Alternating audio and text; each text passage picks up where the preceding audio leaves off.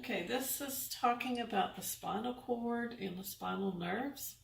So first with the spinal cord, we have over here the general spinal cord with the vertebrae around it. You can see the placement of the spinal cord within that vertebral foramen it's running through it.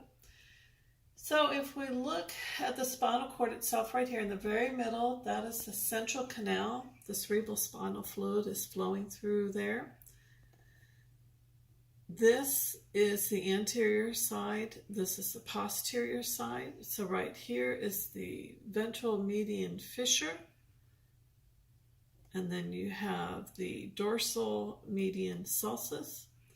Those little divisions. Basically, it's almost like it's dividing the spinal cord into a right and left half.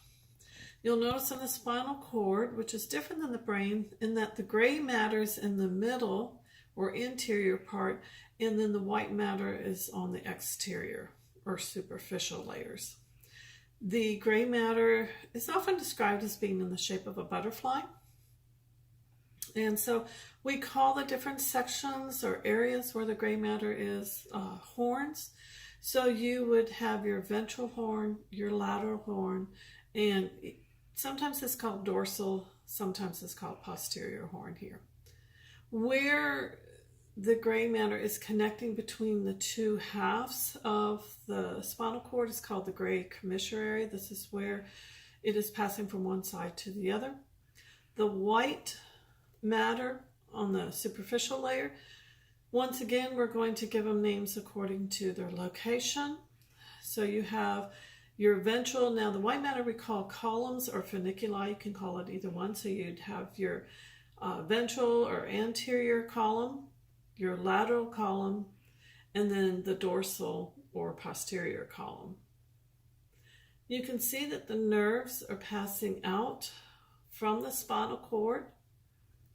Now on this side, we can see it a little better on how, excuse me,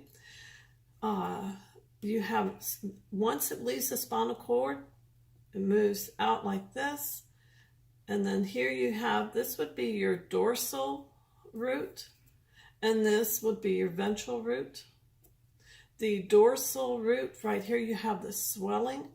That is where it's known as the dorsal root ganglion. That's where you have a gathering or a conglomeration of cell bodies. Now the dorsal root is bringing sensory information into the spinal cord, and the ventral root is bringing information away. So this is a motor. So ventral is motor, dorsal is going to be sensory. Once they combine out here past the ganglion, it becomes the spinal nerve. Remember, spinal nerves are part of the peripheral nervous system. Yes, they attach to the spinal cord, which is part of the central nervous system, but it's not part of the central nervous system. So this is nice that it shows the placement of the spinal cord within the vertebral column. We have another diagram over here, which I just want to point out the way, this is a different orientation than the last one, and that we have the ventral root here, and the dorsal root with the dorsal root ganglion, and then the spinal nerve. But it's a nice representation showing how the nerves come in and attach. Then they'll pass to the gray matter initially.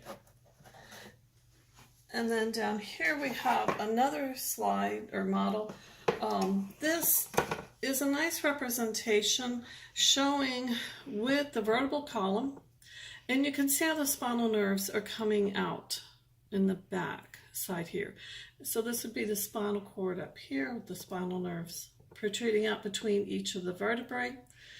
And sometimes you hear about somebody having a bulging disc or a herniated disc, and what that is where the cartilage that's between the vertebrae bulges out of position, and you get this bulging, and it's going to end up pinching the nerves here.